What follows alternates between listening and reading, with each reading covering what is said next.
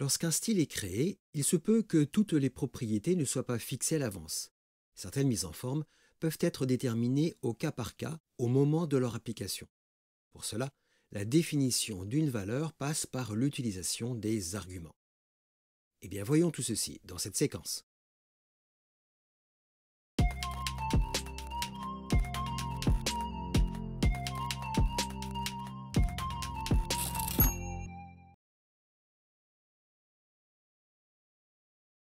Dans ce premier exemple, nous définissons un style nommé simplement cercle.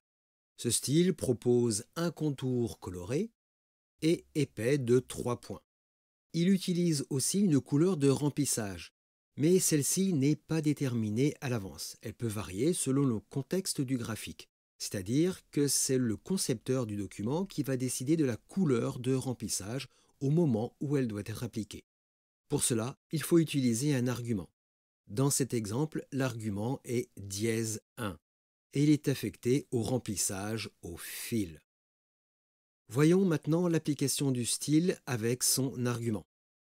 Dans ce premier exemple, un cercle est dessiné et il utilise bien le style cercle. Pour déterminer la couleur à appliquer, il suffit de faire suivre le nom du style par égal et par la valeur de l'argument voulu. Dans cet exemple, c'est une couleur rose, pink, qui est appliquée. C'est exactement le même principe qui est utilisé pour ces deux autres exemples, avec les couleurs teal et yellow. Et nous avons bien le résultat attendu, avec la couleur personnalisée rose, verte et jaune.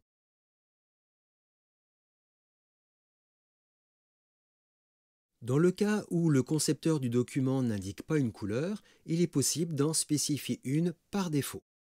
Nous reprenons le même style que dans l'exemple précédent, avec toujours la couleur de remplissage comme argument, avec fil égale dièse 1 à 25%. Pour définir une valeur par défaut de l'argument, il faut ajouter cette ligne.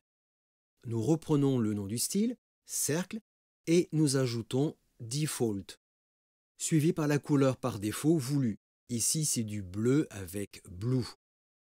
Voyons maintenant l'application de ce style avec son argument et la valeur par défaut. Voilà l'application pour ces 5 figures. Parmi ces 5 figures, la première et la dernière ne spécifient pas une couleur pour l'argument du remplissage. Nous avons juste le nom du style, cercle, sans plus de précision. Nous avons donc l'application de la couleur par défaut, à savoir du bleu. Et le principe est le même pour cette dernière figure. Et c'est bien ce que nous avons dans notre figure ici affichée, avec la première et la deuxième qui utilisent la couleur par défaut.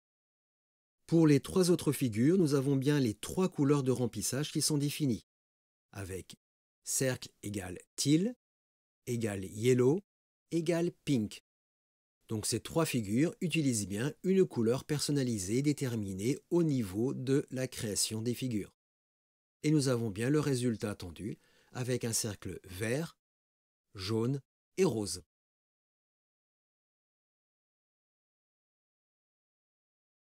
La création d'un style peut comporter plusieurs arguments et donc plusieurs valeurs par défaut.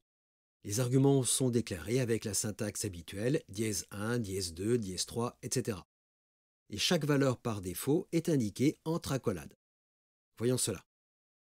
À nouveau, nous reprenons le même style que précédemment. La couleur de remplissage utilise le premier argument dièse 1 et l'épaisseur du contour utilise le deuxième argument dièse 2. Et au niveau de la définition du style, nous avons ici le nombre d'arguments qui sont utilisés.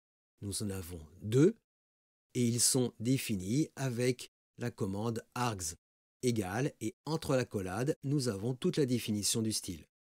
Puis nous avons la déclaration des valeurs par défaut, toujours avec la syntaxe default, égale, et nous avons les 2 valeurs par défaut qui sont indiquées entre accolades dans l'ordre de déclaration au niveau du style.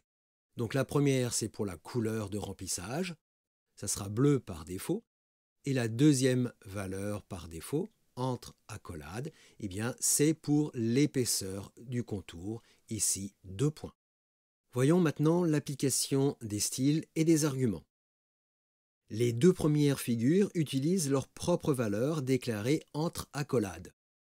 Nous avons bien ici le nom du style cercle, égal, et entre chaque paire d'accolades, la première couleur personnalisée rose et l'épaisseur du contour 1 point.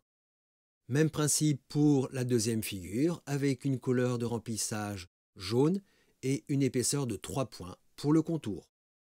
Enfin, la dernière figure utilise seulement le nom du style, cercle, et il n'y a pas d'argument indiqué. À ce moment-là, ce sont bien les valeurs par défaut qui seront utilisées, à savoir le bleu pour la couleur de remplissage et 2 points pour l'épaisseur. Et nous avons bien le résultat attendu. Le premier cercle utilise une couleur personnalisée pour le remplissage rose et une épaisseur de 1 point. Le deuxième cercle utilise une couleur de remplissage personnalisée yellow, jaune, et une épaisseur de 3 points. Et enfin, le dernier cercle utilise les valeurs par défaut, une couleur bleue pour le remplissage et une épaisseur de 2 points pour le contour. Donc voilà comment utiliser les styles avec des arguments et des valeurs par défaut. Cela permet une plus grande souplesse dans la définition et l'application des styles qui ne sont pas totalement fixés. Il ne vous reste plus qu'à appliquer cette technique à vos propres besoins.